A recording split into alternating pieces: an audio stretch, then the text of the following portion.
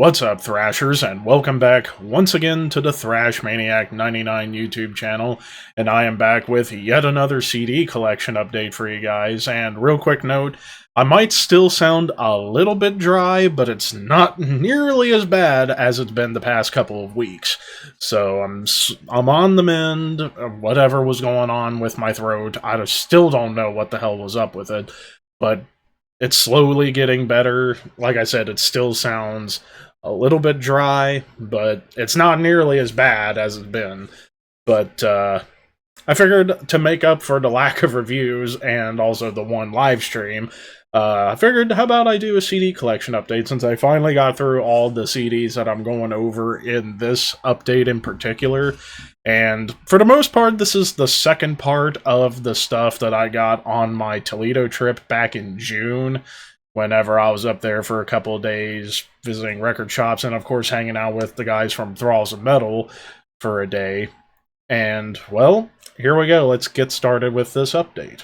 First, we have Iommi Fused. This is the third solo album from the legend, the godfather himself, Tony Iommi.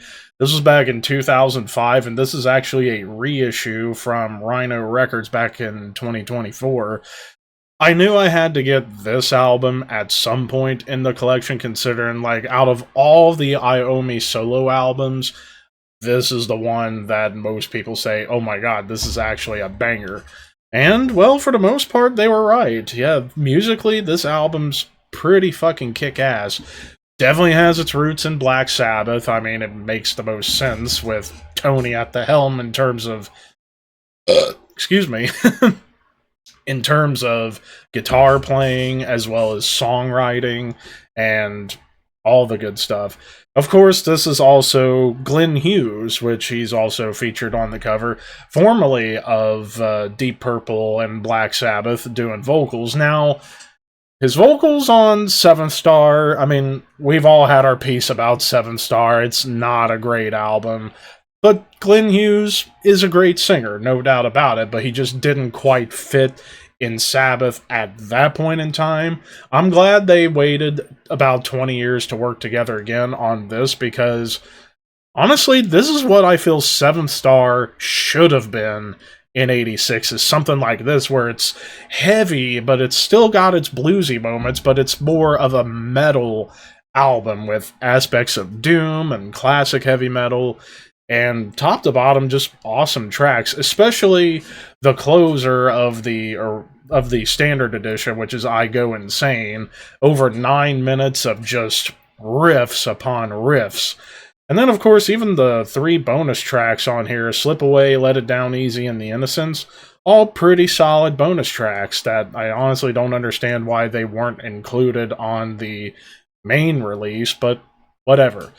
But yeah, I can't wait for the next solo album when it comes out in October, and you are damn sure, you guys are going to be damn sure that I am going to be reviewing that. I know that didn't make too much sense, I'm just jumbling words at this point, but that's kind of how I am. But anyways, Fused, banger album.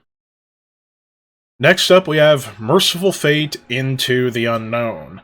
This is the 5th studio full-length from this Danish heavy metal legend. I mean, I ranked their entire discography a couple of years ago, and yeah, it was a very, very interesting ranking, because literally everything that Mercyful Fate has done has been awesome.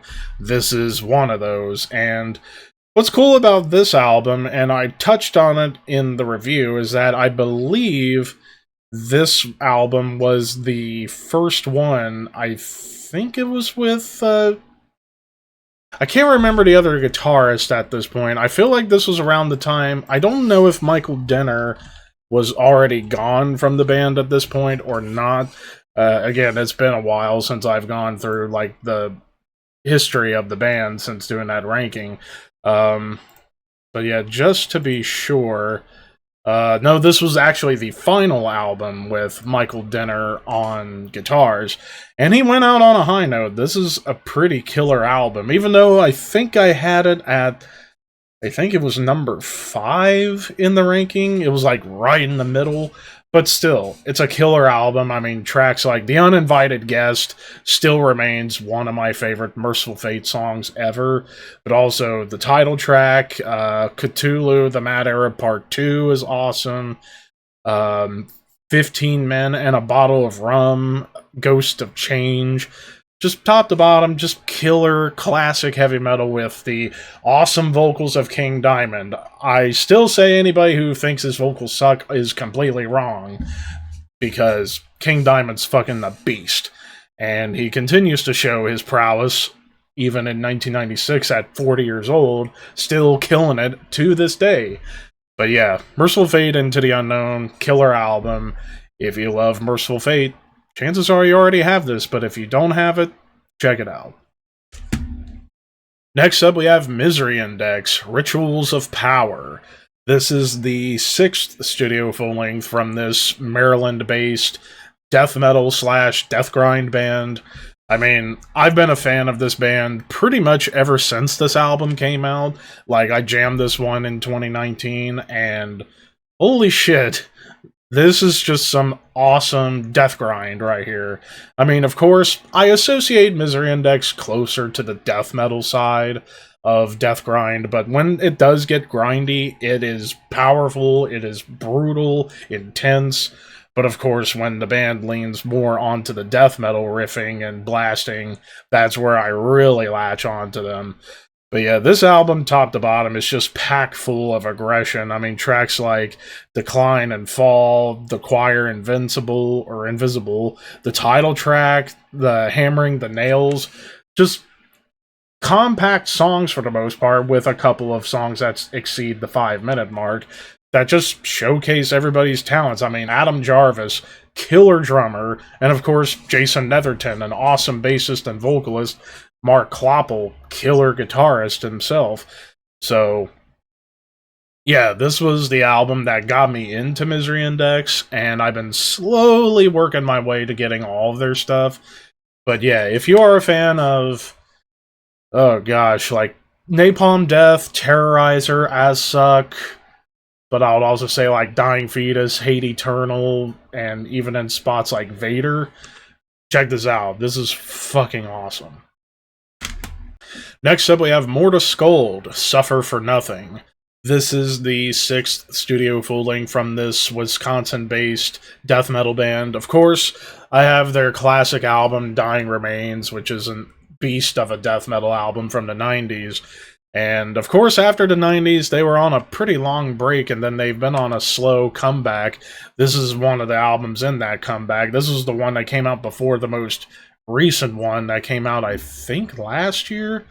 But yeah, this is yet another solid, consistent, groovy mid-tempo, for the most part, death metal album that definitely does get fast and blasty and thrashy, but for the most part, it's all about that primal chug and groove of bands like Obituary, Baphomet, I would even say like Broken Hope to a degree, but you also get a lot of moments on here that kind of remind me of Morbid Angel, even Incantation in spots. But I mean, top to bottom, the whole album's fucking fun. I mean, tracks like Abyss of the Mind, Divide the Soulless, The Face I Hate, and even the closer, Machines of Hate. So kind of interesting. You got Hate in 2 titles on this album, but whatever. But just awesome songs that isn't reinventing the wheel at all. It's just mostly there to kind of keep that more mid-tempo style of death metal alive from the early to mid-90s. But yeah, if you love Obituary, Baphomet, Broken Hope, Morbid Angel, Incantation, definitely give this a listen, because this is just fun, consistent, old-school death metal. Next, we have Municipal Waste, Hazardous Mutation. This is the 2nd album from this Virginia-based crossover thrash metal band. Of course, I've never been, like, the biggest fan of Municipal Waste. I definitely respect them for everything they've done in terms of, like, the modern thrash revival, and this was definitely at the beginning of it. Like, even though their first album came out a couple of years before, it was really around the 2004-2005 time frame where it seemed like the thrash revival was starting to pick up, and this was one of the albums that I feel was responsible for that. and then it would get perfected on The Art of Partying just a couple of years afterwards. But yeah, this whole album is just fun. It's pissed off, but also having a good time with it. I mean, tracks like Death Ripper, Unleash the Bastards is a big standout. The title track, Nailed Casket, and even the last two tracks where they go longer, tracks like The Thrashing of the Christ and Bangover. Just fun cuts on here that are just packed full of energy and aggression, which is definitely what crossover thrash has always been about. Even though, like I said, I'm not the world's biggest Municipal Waste fan, I do like Municipal Waste, but I feel there are other bands within the thrash revival movement that I thought were better. But that doesn't take away from how awesome this album is. So yeah, if you love Municipal Waste, you probably already have this. But for those who are new to Municipal Waste, if you like bands like Suicidal Tendencies, DRI, Cro-Mags, and even like a touch of SOD, check this out. This is pretty fucking killer. Next up, we have My Dying Bride with A Line of Deathless Kings. This is the 9th studio full-length from this British gothic metal, death doom band, Legends. Of course, I've been also slowly getting more My Dying Bride in the collection, and this was one that I was after because I heard for a lot of people, in terms of their 2000s output, this is one of the best releases of the decade. Maybe up there with like Dreadful Hours too, but I don't have Dreadful Hours yet. But I'm glad I got this one because I will honestly say this is maybe one of the heaviest My Dying Bride albums I've heard. It's definitely got all the melancholy and the melodies you would associate with My Dying Bride, and it's definitely more predominantly clean vocal driven. You definitely do get some growls on here in a big way, but the guitar tone on this album is really nasty and heavy sounding. It's almost to the level of a band like Asphyx a little bit. Like, it's got that kind of crunch and filth behind the guitars. So I think this is personally a big standout for me in terms of their discography because of just how heavy it is in terms of the guitars. But I mean, top to bottom, amazing tracks like La Mort de Truth, To Remain Tombless. Probably one of my favorites is the closer, The Blood, the Wine, the Roses. Not only does it have all the token My Dying Bride moments in there, but at the very end, like the last 30 seconds or so, they suddenly play thrashy beats and tremolo riffs. Like, whoa, where did this come from? Like, it was just an out of nowhere moment that I was taken aback by, and I was like, whoa, that was actually pretty fun.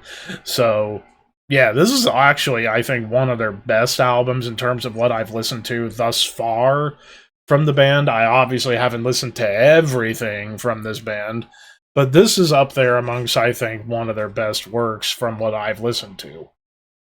So if you love My Dying Bride, you probably already have this, but if not, if you like bands like Paradise Lost, Catatonia, Swallow the Sun, but I would also even throw in a little bit of Asphyx, like Asphyx at their doomiest. Check this out. This is pretty fucking amazing. Next up, we have Nothingface, Violence. This is the 3rd studio full-length from this alternative metal, new metal band.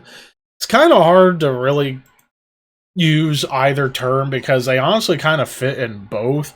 I think they're more closer to alternative metal, at least in my mind. There's definitely some new metal on here, but it's not nearly as prevalent as some of the other aspects on here.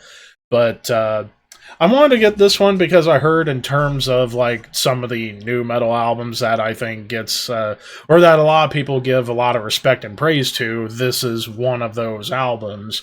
And I can see why. It is heavier than shit. It is really pissed off. Like, hell, I even read that the band described this album as the soundtrack to an apocalypse event or something like that.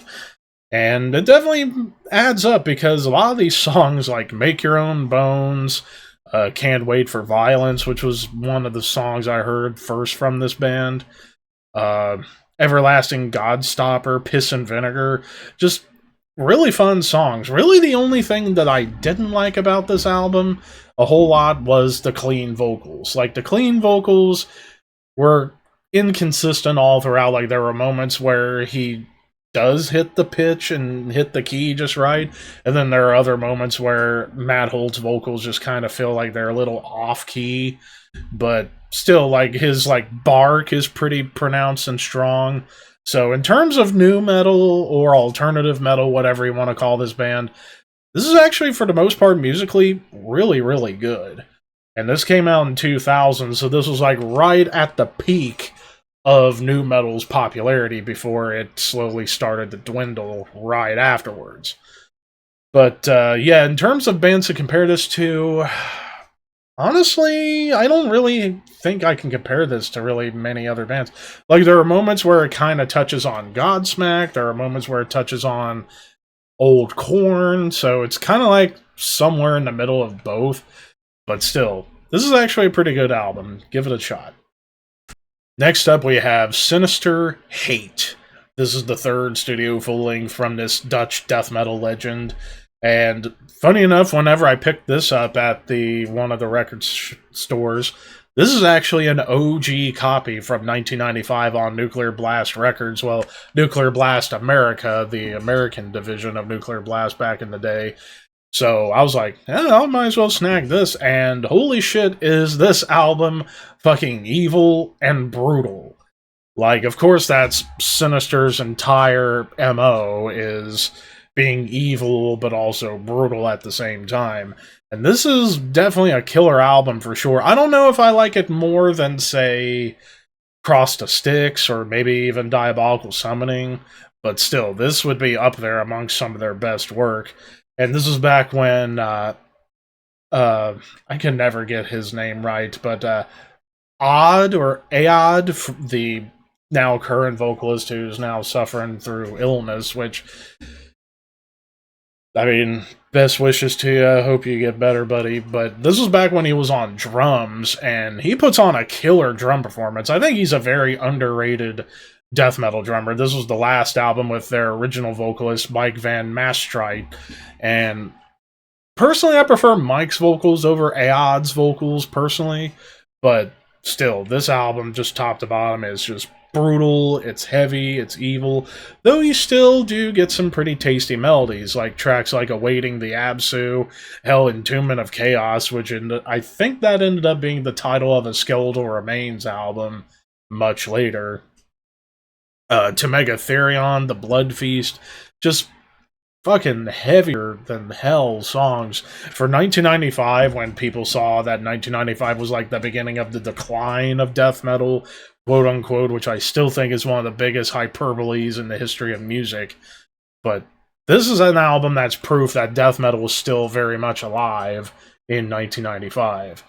So if you are into bands like, I would say like Deicide, Vital Remains, Malevolent Creation, Vader, Morbid Angel, check this out. Pretty fucking good stuff. Next up, we have The Sword, Age of Winters. This is the debut album from this awesome, badass, stoner doom, classic heavy metal band. Of course, I first heard of this band courtesy of the song Freya on, I think it was Guitar Hero 2, but I never jammed anything else of theirs before getting this album, and holy shit, where in the hell was I 20 years ago when this album dropped? Because this is the 20th anniversary reissue on Toledo Records, whatever. But yeah, this is a fucking catchy and riffy banger. Like, holy crap, the riff writing on this album is so damn good. It's catchy, it's infectious. Like, especially tracks like Freya, which that's still a catchy fucking tune. Winter's Wolves, The Horned Goddess, Lament for Aurochs, whatever. I mean, just, again, it's riffy fun, and it's definitely got that, like, stoner, sizzly guitar tone, but also has a lot of that Black Sabbath vibe of the 70s. So yeah, top to bottom, fucking fun as hell album. In terms of bands I would compare this to, definitely Black Sabbath, Sleep, I would say, like early Sleep, like Holy Mountain, but also like a little bit of Caius. then if you like all those bands, check this out if you haven't already. Next up, we have Unholy, Gracefallen. This is the fourth and latest studio offering and final studio album from this Finnish death doom band. Of course, I've been needing to get the other 3 albums from Unholy. I have the debut album From the Shadows, which I still think is an awesome album. Definitely a little more, like I said, on like the avant-garde side of things here and there. This is definitely notably different from the early Unholy stuff. Like, it's still death doom, but I would also argue this is almost gothic metal at the same time, because like about half of these songs feature a female vocalist doing like the majority of the vocals, and it's namely in like the longer cuts on this album. Like, all the long songs have a female vocalist on here. Well, all but one. But like tracks like Of Tragedy, Daybreak, Wanderer, and Reek of the Night all have a female vocalist, which she does a great job at complementing the atmosphere. And then the other songs are like in between 4 to 5 minutes, and they're all done by the main frontman. But the last track, Athene Noctua, is mostly this like weird, like chanty, but still kind of heavy, like ambient track at the very end, and it's the second longest track at almost 9.5 minutes. While I liked it, kind of felt weird putting that as your closer. Like, if you were gonna include that on the album, it should have been in the middle, and maybe Reek of the Night should have been the closer. But still, like, this album, I feel, is definitely closer to, like, a My Dying Bride album than, say, like, a contemporary band of theirs back in Finland at the time, a band like Ripikolio, for example. Or hell, not, or it doesn't even sound much like From the Shadows. Like, the avant-garde isn't here as much, and on top of that, like, you got the female vocals on half of the album. But still, it's a great final album. I obviously need to get the other 2, and I'll have that discography completed. And this is actually another OG copy from 1999 on Avant-Garde Music. So, if you are a fan of, as far as bands I would compare Unholy to, I would say like Disembowelment, Winter, My Dying Bride, especially on this album, then give it a listen. It's pretty damn solid. Next up, Vital Remains, Into Cold Darkness.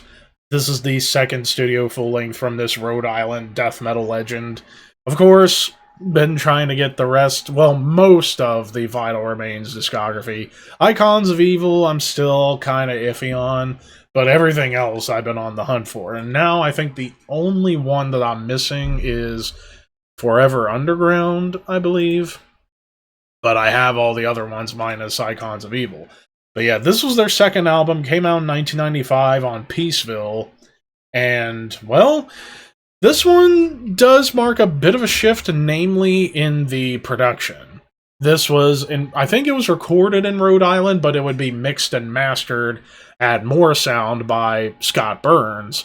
And I think it definitely helps. While I like the production on the debut album, Let Us Pray, and I like that album musically a little more than this is a great follow-up. And also, this could arguably be closer to, like, blackened death metal, because there are some black metal tremolos going on here, and even some occasional black metal vocals. But like, even the song titles, they were kind of going for almost a blackened feel, like Immortal Crusade, Under the Moon's Fog, Crown of the Black Hearts. Those songs, I think, have a little bit more of like a black metal flavor behind them in terms of the titles. But also, even within the songs, you do get some touches of black metal on top of their awesome, sinister death metal that they're doing.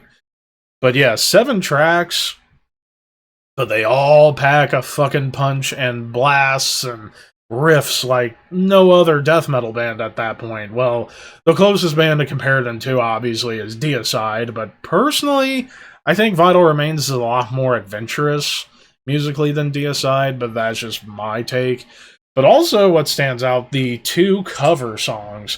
They covered Dethroned Emperor by Celtic Frost, and they kind of keep it true to the original in terms of the guitar tuning, but the vocals definitely add more darkness and depth. And then they cover Countess Bathory by Venom and do a pretty solid job on that. I definitely think the Celtic Frost cover buries the shit out of the Venom cover, but still, top to bottom, a great follow-up to a killer debut. If you love, Deicide, Morbid Angel, I would even say Cannibal Corpse, but I would also even throw in touches of black metal, and there's even little moments of like Candlemass when it comes to the slow, almost doomy parts. Then check this out. This is really, really good. Next up, we have Yob the Great Cessation. This is the 5th studio full-length from this... Oh man, I forgot where they're from. I think they're from Portland? Just to be sure. Eugene, Oregon. I was definitely right in the Oregon area for the most part. But anyways, this is their 5th studio full-length. Of course, I've been needing to get into this band because they're heralded as like one of the modern kings of doom and stoner and whatnot.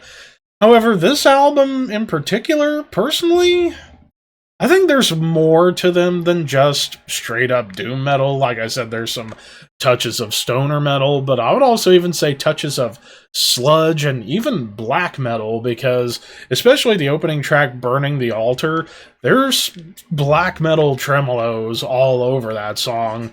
And then like even in the vocals, like you do get some like big harrowing clean vocals on here too, but you get like vocals that feel more sludgy, like they're more barked and like gruff. And then there's some occasional screams on here that kind of give it a black metal vibe. So personally, I would call this like a doom sampler platter, because yeah, you definitely have your traditional doom, but you get stoner, you get sludge, you get blackened doom. So it's kind of like an all you can eat buffet of doom is what this album is. And one of the big standouts on this album for me was definitely the title track. Just 20 plus minutes of emotion and atmosphere and riffs. It's just somber, but at the same time, it just really knows how to pack a lot within long songs. So yeah. Bands to compare this to, like Reverend Bazaar would probably be one. I would even argue bands like Crowbar, Neurosis, I think, is a better example. If you like those kind of bands, check this out. This is pretty fucking dense. So that was the end of all the stuff that I got in Toledo. Now, these final 3 were albums that I got just randomly from online orders. First, we have Axegrinder, The Rise of the Serpent Men. This is the debut full-length from this British crust punk, doom, thrash metal band. It's kind of a weird hybrid of all 3, but I basically got into checking this one out because of an Instagram post. I think, again, it's Retaliation Records, a guy from Switzerland, I think, who likes to talk about some like obscure or hidden gem releases within the worlds of punk and metal. And he talked about this one because this came out in 1988 on Peaceville Records, so this was one of the early albums from Peaceville, back when Peaceville was just getting off the ground. And the guy in the Retaliation Records was talking about how by the time he got to the late 80s, like 88 in particular, a lot of the crust punk bands were starting to go more towards like the fast, like faster speed songs, like to the point where you could almost call those bands grindcore, like Extreme Noise Terror being an example of a crust punk band that ends up just playing really fast and just basically becoming grind.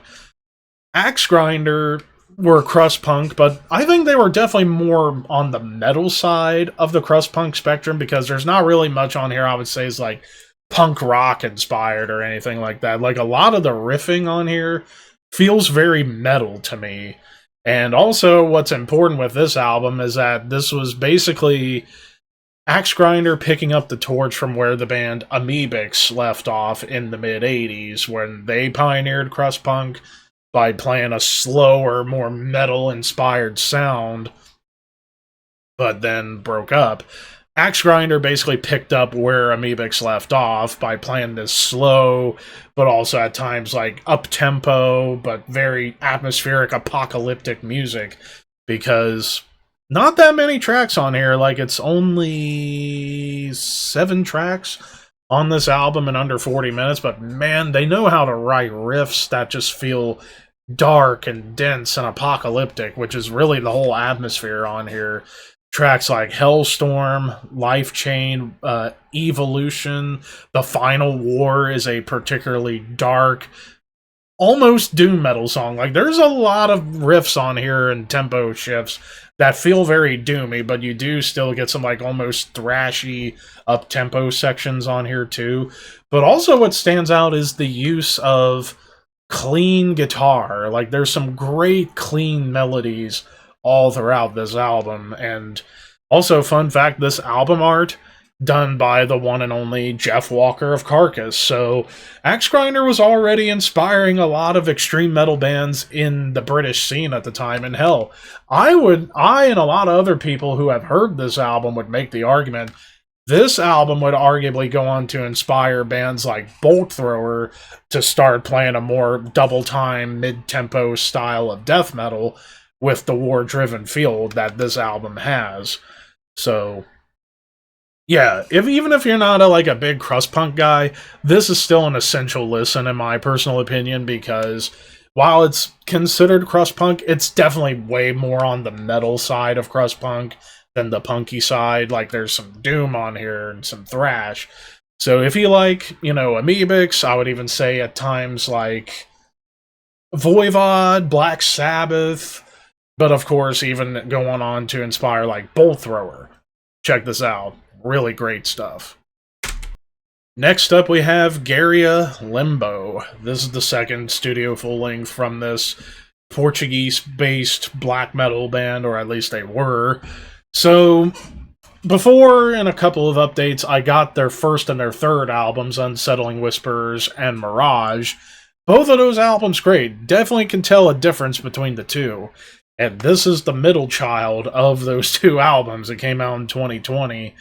And, well, this album is definitely different from the other two albums. Like, it still carries on, like, the heaviness of Unsettling Whispers, but it also arguably is transitioning into what the band would become on Mirage, and that's by getting more melodic, but still retaining that anguished, dissonant atonal heaviness, which this album is very, very dissonant and atonal for damn sure. So much so to the point where this almost feels like what would happen if, like, a band like Deathspell Omega weren't like technical, but like simplified their songwriting to just great riffing, but still keeping that atonal dissonance and blasting. So this is kind of what that reminds me of, but even though this is arguably more like atmospheric black metal, or some people say post-black metal or whatever, but still, like, really, really good stuff on here. Tracks like Urge, Mare. You got some long cuts on here that you could almost argue as being progressive, too, because of the dynamic shifts, the riff changes, all that stuff. And, of course, Ruben's vocals, while they do kind of still lean a little bit almost towards metalcore, it's not super prominent. It's not, like, super obvious like Gilherm's vocals are on the last two albums. But yeah, this is... I'm still needing to get the early EP from this band, but once I get that, I will have all the Gaerea I could want, because Coma was okay, and then Loss, it sure felt like a loss there. But anyways, if you love stuff like Magua, Uwada, even Deathspell Omega, like if Deathspell Omega wasn't technical but more simplified, definitely check this out. This is fucking awesome. And lastly, we have Slugdge with Esoteric Malacology.